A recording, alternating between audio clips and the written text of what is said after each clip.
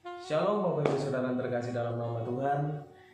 Kita bersyukur kembali hari ini kita dapat bertemu kembali di morning class. Kita bersyukur kembali bahwa Tuhan memberikan kita kesempatan untuk hidup.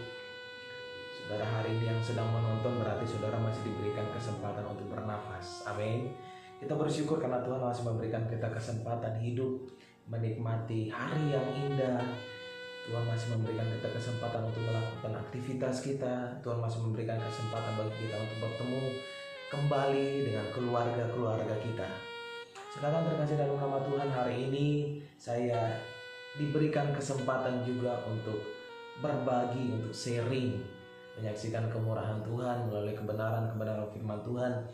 Dan saya berharap ini dapat menguatkan, meneguhkan, menolong saudara dalam perjalanan kehidupan saudara.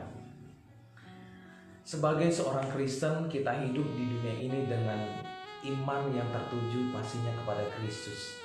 Tetapi terkadang iman kita, iman saudara, diuji dengan tragedi-tragedi yang sangat luar biasa. Coba Bapak Ibu Saudara renungkan dalam beberapa bulan ini, apa saja yang saudara alami.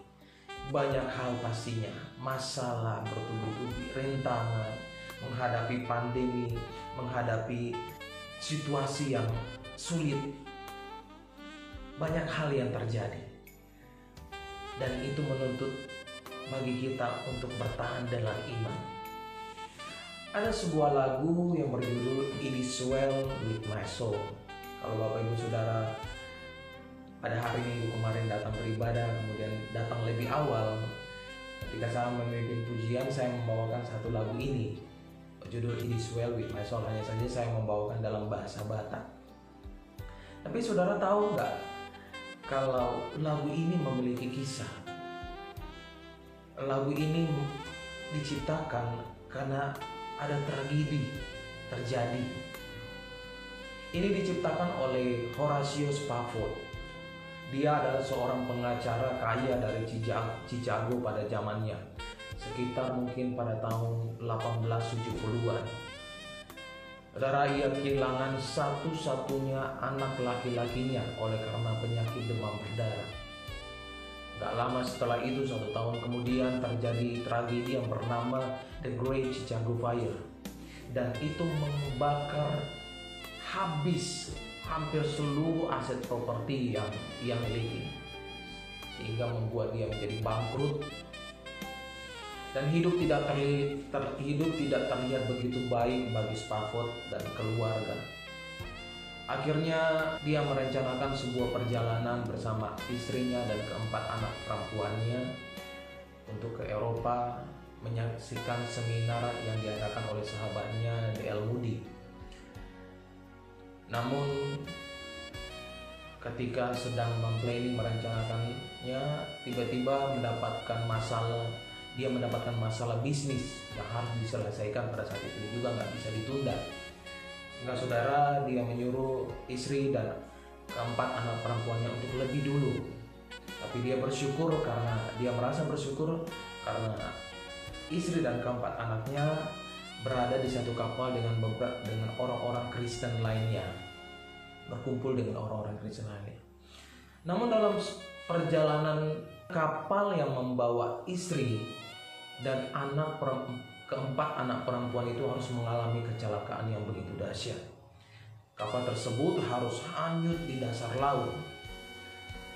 Sehingga setelah beberapa hari kemudian, Spafford mendapatkan sebuah telegram dari istrinya, dan pesan tersebut hanya memiliki 2 kata: selamat sendirian. Artinya apa? Keempat anak perempuan dari Horatio Spafford tidak dapat diselamatkan. Artinya mereka semua mati tenggelam di lautan.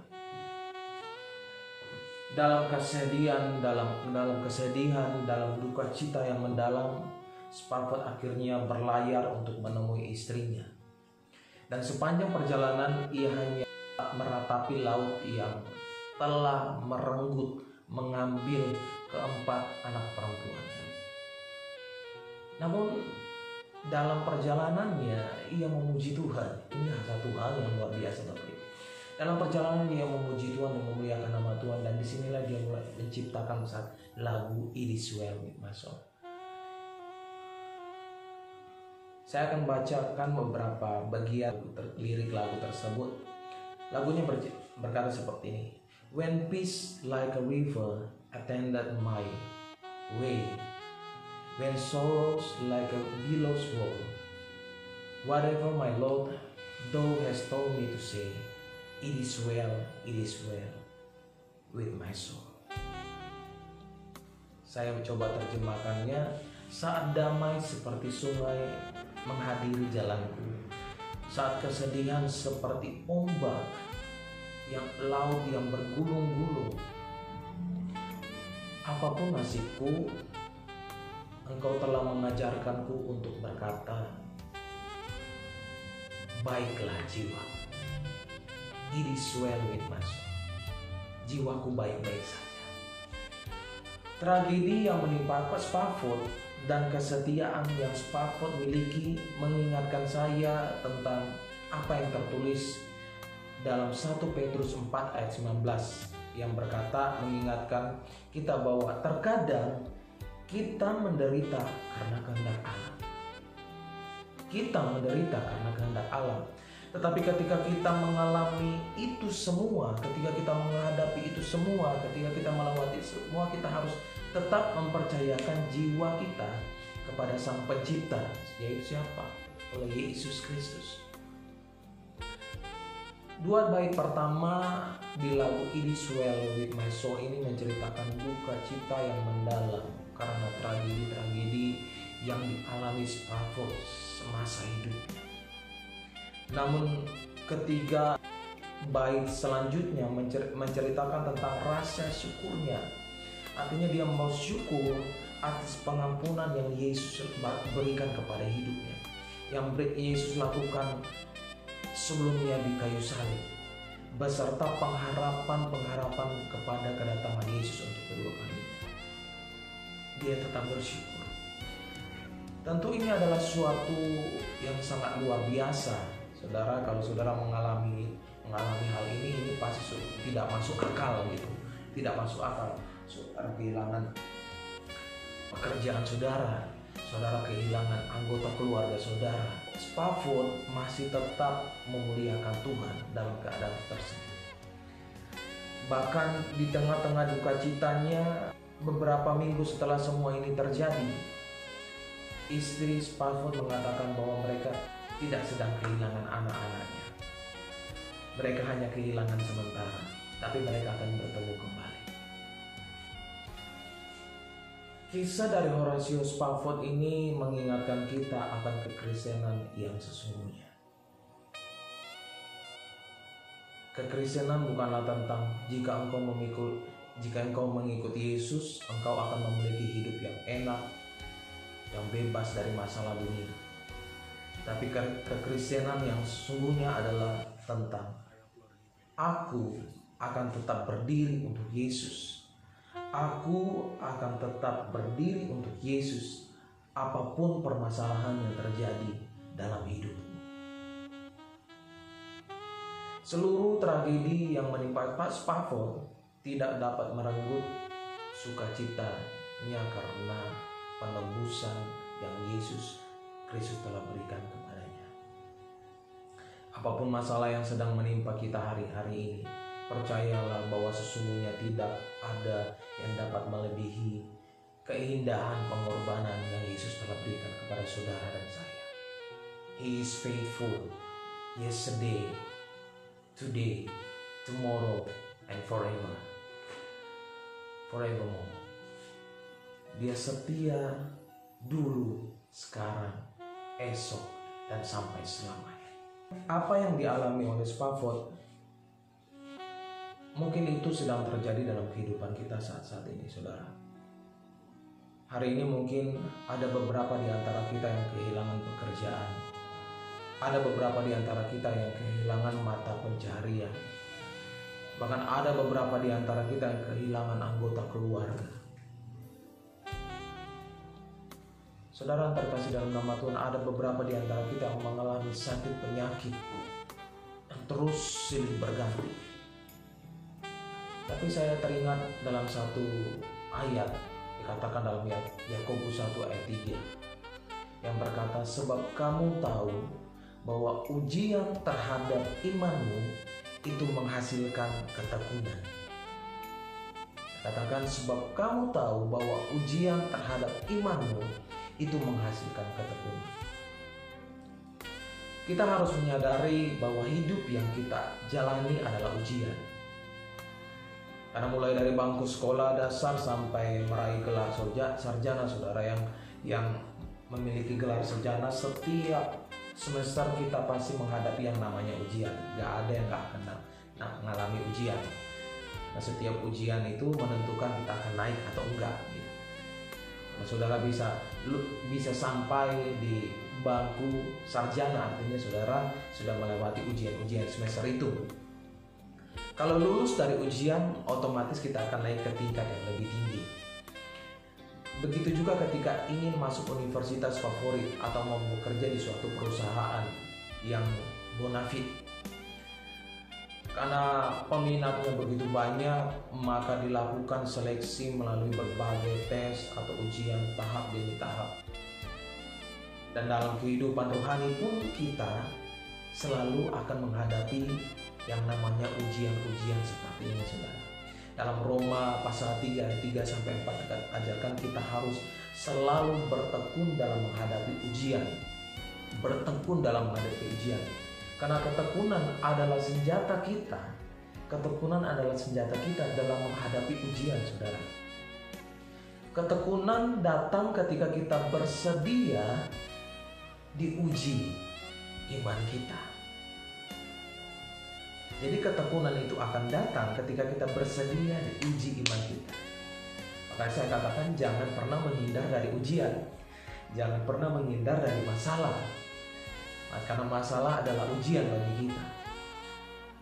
Malas atau takut menghadapi ujian iman. Banyak orang yang tidak mau diuji. Akibatnya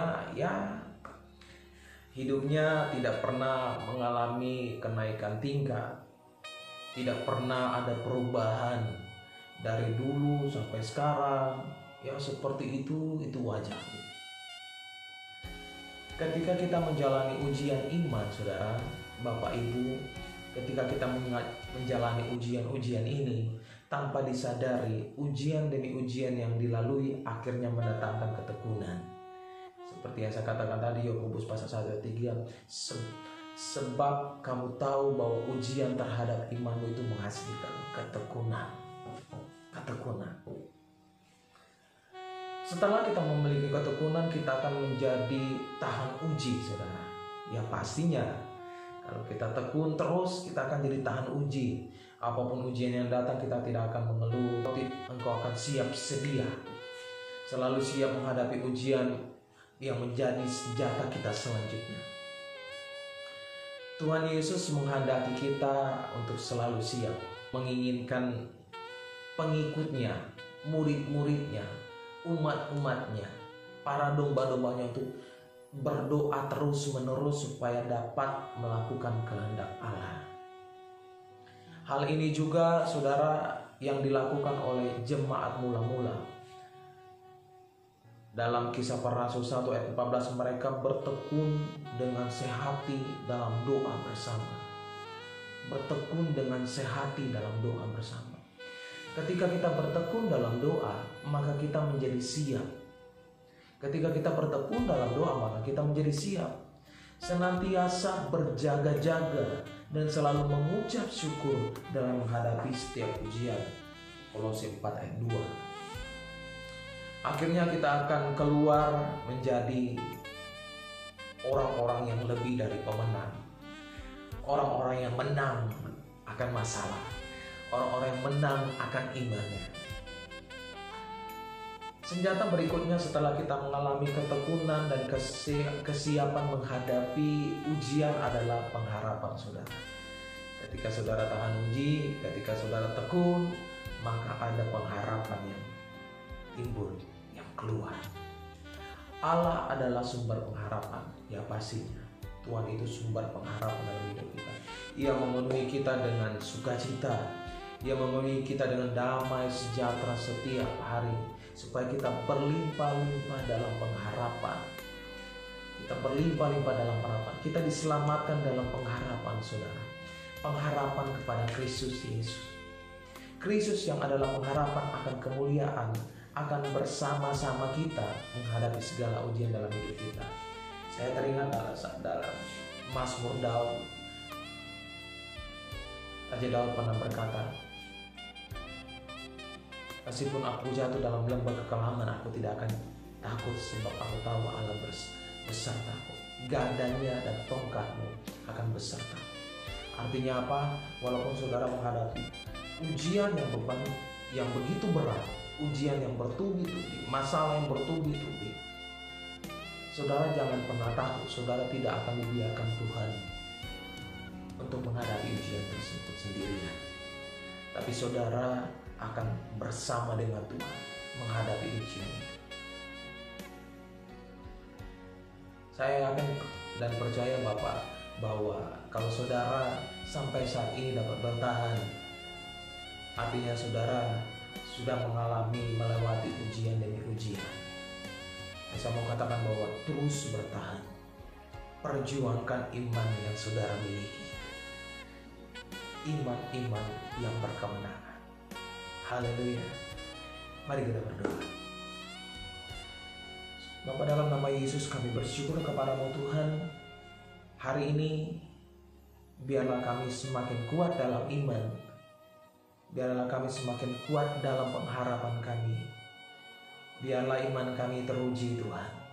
Biarlah kami menjadi biarlah kami memiliki iman yang dewasa Tuhan. Dan biarlah kami tetap Tuhan berpegang teguh pada janji-janji Tuhan.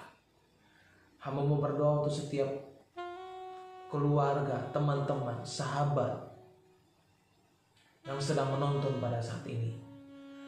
Hamba-Mu berdoa biarlah Tuhan Engkau memberkati mereka, menguatkan iman mereka, meneguhkan iman mereka, dan jangan pernah tinggalkan mereka Tuhan. Ketika mereka menghadapi masalah, beban berat, tantangan, rintangan Tuhan, biarlah Engkau beserta bersama dengan mereka. Biarlah gadamu dan tongkatmu beserta menyertai mereka Tuhan. Hamba-Mu berdoa bagi mereka, iman mereka yang sudah melemah Tuhan. Biarlah Tuhan Engkau kobarkan kembali iman mereka Tuhan. Di dalam nama Yesus, mampukan mereka Tuhan, sehingga mereka menikmati janji-janji Tuhan yang luar biasa dalam hidup mereka. Setiap hari kami akan mengatakan bahwa kami lebih baik, dan lebih baik. Karena iman kami Tuhan. Terima kasih Bapa, Hamba-Mu telah selesai berbicara. Biarlah setiap kami yang ada di tempat ini diberkati Tuhan. Di dalam nama Yesus. Haleluya. Amin. Tuhan Yesus memberkati. Stay safe. God bless you everyone.